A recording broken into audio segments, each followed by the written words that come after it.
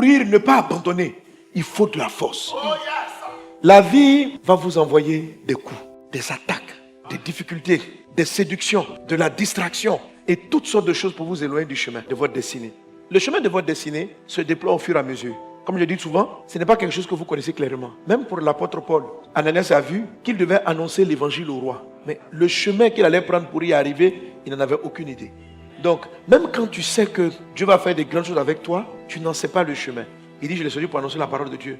Est-ce qu'il devait prendre, je ne sais pas, là, se lever, aller écrire un courrier au roi pour dire, monsieur le roi, hier nuit, Dieu m'a visité en songe. Et il m'a dit qu'il m'a choisi pour prêcher la bonne nouvelle au roi. En tant que le roi, laissez-moi venir vous rencontrer pour vous prêcher la bonne nouvelle. Non, il a laissé Dieu orienter les choses.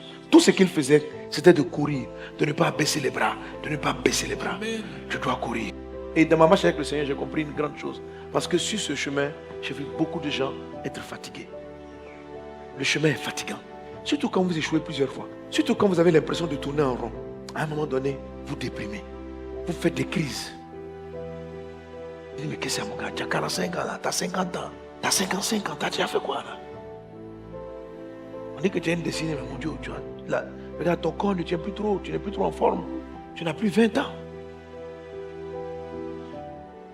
Et puis, la première fois ce genre de pensée vous arrivez à vous relever. Vous arrivez à vous relever. Et plus les années avancent, moins votre corps répond à ce que vous voulez faire. Tu te dis, mon gars, est-ce que je peux en train de courir après un faux rêve?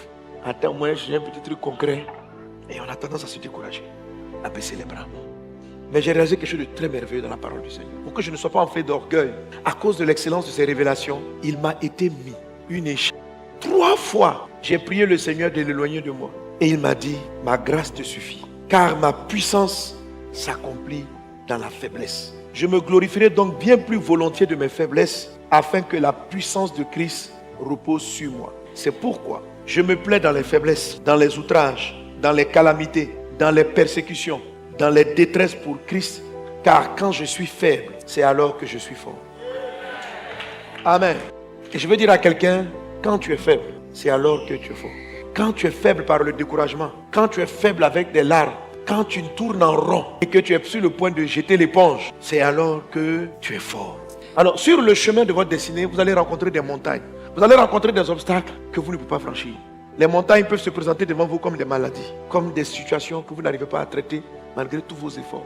Les montagnes peuvent être comme une situation sociale, maritale, financière, un blocage que vous n'arrivez pas à franchir. Malgré que vous soyez en Christ, vous allez rencontrer des blocages. Je ne connais aucun chrétien qui court après une destinée qui ne rencontre pas des montagnes, des choses infranchissables. Quelle est la force de ceux qui arrivent à passer? Il y a un secret. Il y a un secret. Reçois la force qui vient de Dieu. Alors, je vais t'expliquer, c'est quelque chose d'assez simple, mais si tu saisis, tu vas comprendre. Amen. Déjà en Zacharie chapitre 4, le Seigneur dit ceci au verset 6. Il dit, alors il me reprit, il me dit, c'est ici la parole que l'Éternel adresse à Zorobabel. Ce n'est ni par la puissance. D'autres façons, on dit, ce n'est ni par ta puissance. Ce n'est ni par ta force, mais c'est par mon esprit, dit l'Éternel des armées. Qui es-tu, grande montagne? Dis ton prénom ici. Qui es-tu, grande montagne, devant? Tu seras. Zorobabel, il posera la pierre principale au milieu des acclamations. Grâce, grâce, grâce. Amen.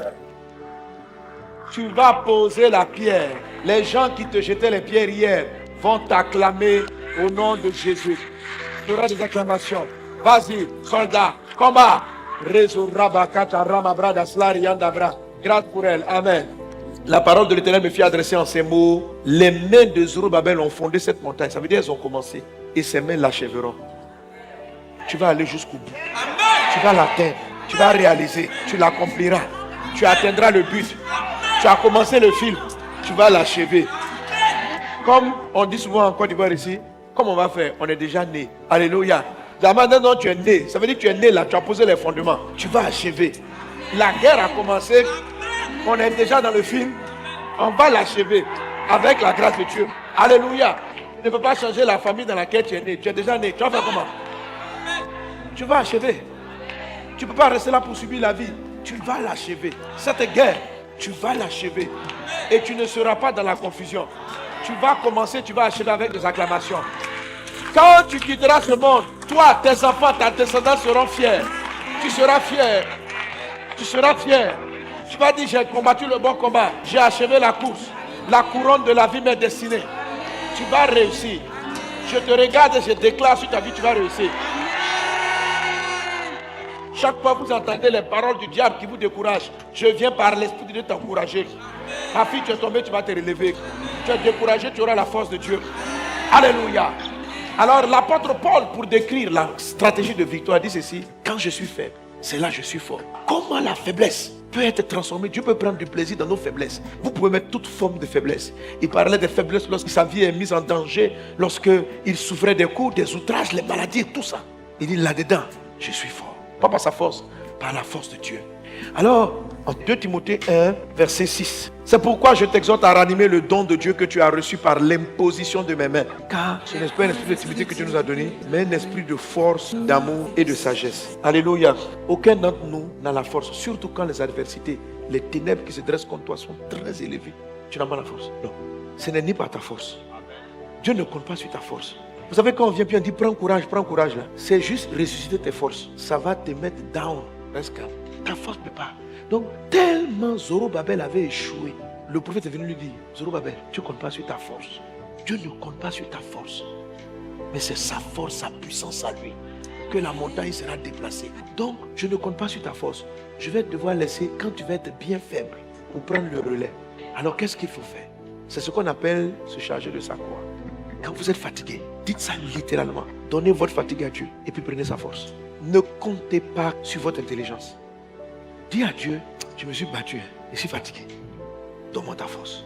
Parce que comment tu fais? Tu fais les veillées, tu fais night fire. En fait, je suis fatigué. Mais quand je suis fatigué, c'est là que je sais que lui, il est fort. Jésus, je te donne ma fatigue. Donne-moi ta force. Je ne veux pas prêcher avec ma force. Je ne veux pas prêcher avec la force que me donne le repos des hommes. Je veux prêcher avec la force que me donne le repos de Dieu. Je ne veux pas tenir debout avec l'énergie du peu d'éveil qui me reste. Je te donne ma faiblesse. Donne-moi ta force. Plus tu penses que tu as de la force, moins tu es apte à recevoir la force de Dieu. C'est pourquoi les gens qui ont beaucoup échoué sont sur le point de recevoir la puissance, la vraie puissance, pour aller de l'avant. C'est pourquoi il dit: Dieu ne nous a pas donné un esprit de timidité. L'Esprit Saint est un esprit de force et de sagesse. Enlève ta propre force et laisse la force de Dieu. Écoutez, ça paraît simple, mais faites cette prière. Je l'utilise tout le temps. Tout le temps. Quand je vais venir prêcher: Seigneur, je ne sais pas prêcher. Prêche à ma place. Galates chapitre 2, verset 20. L'apôtre Paul dit: j'ai été crucifié avec Christ. Ça veut dire je me suis tué avec Jésus. Et puis il dit: si je vis, ce n'est plus moi qui vis, c'est Christ qui vit en moi. C'est-à-dire quoi? Moi-même, je me suis éliminé et je vais laisser Christ vivre en moi. Sa sagesse vivre par moi. Son intelligence vivre par moi. Laissez Christ va prendre la place. C'est le Saint-Esprit.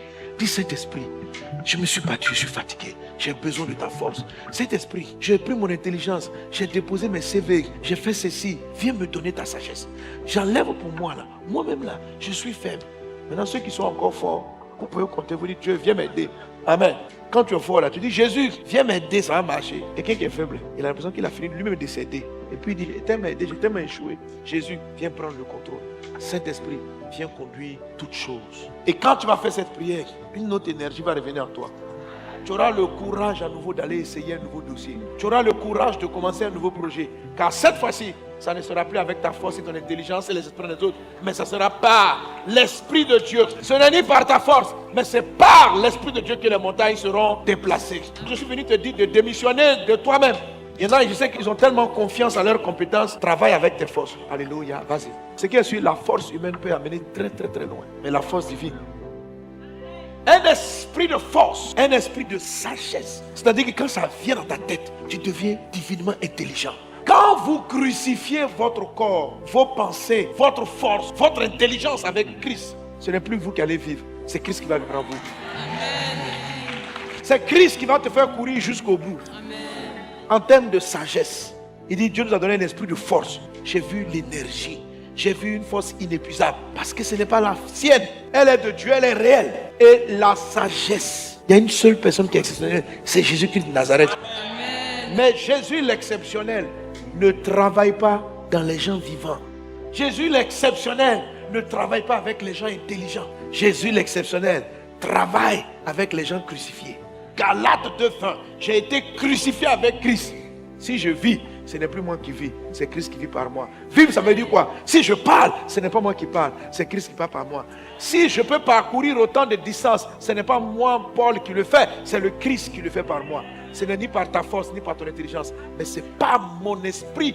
Alors je veux des hommes qui vont prier et avec détermination pour dire, Seigneur, je renonce à moi-même. Viens vivre par moi. Viens me faire courir par toi. Prends ce corps, je suis faible.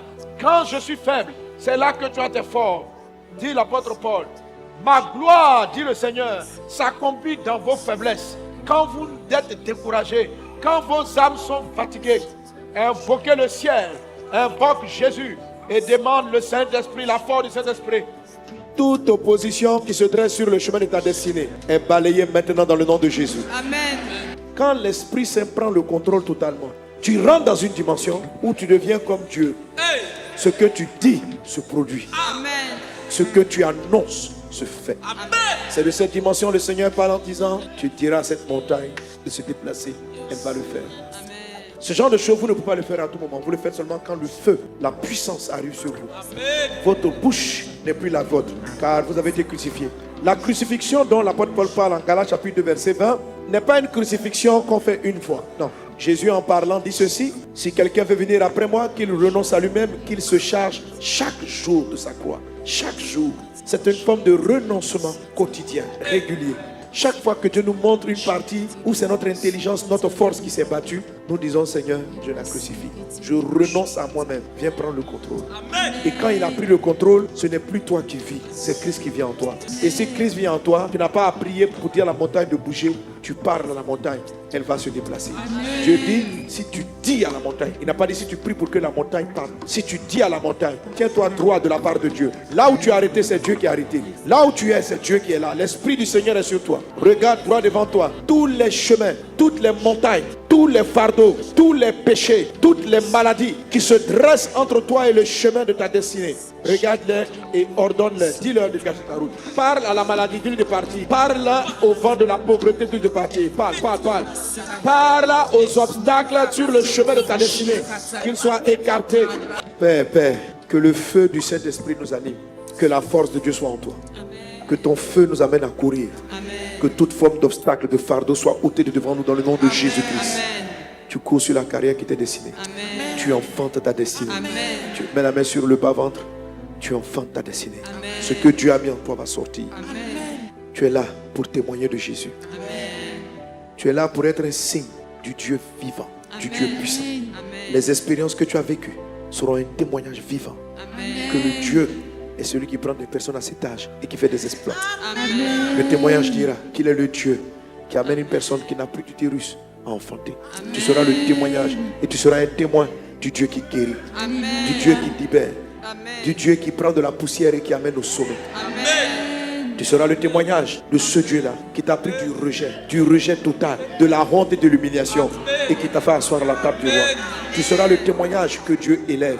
Tu seras le témoignage que Dieu guérit. Tu deviens le témoignage que Dieu restaure. Tu deviens le témoignage que Dieu console. Tu as été vendu, abandonné par ton homme. Tu as été rejeté par l'homme que tu as aimé. Tu as connu la honte, l'humiliation et l'abaissement. Il est le Dieu qui te prend de la poussière et t'amène au sommet. Tes ennemis te regarderont, ils ne comprendront pas. Il est ton Dieu. Ce n'est ni par ta force, ce n'est ni par ton intelligence, mais c'est par sa puissance. C'est dans ta faiblesse que lui, il est fort. Tu es passé par les faiblesses émotionnelles. Toute ton âme, ton cœur brisé, froissé, abattu. Il dit, quand tu es faible, ma fille, c'est là que je suis fort. Laisse la force de Dieu prendre le contrôle. Laisse la force de Dieu prendre le contrôle. Laisse la force de Dieu prendre le contrôle. Jusqu'à enfanter ta destinée. Qu'il en soit ainsi, au nom de Jésus, quelqu'un d'autre.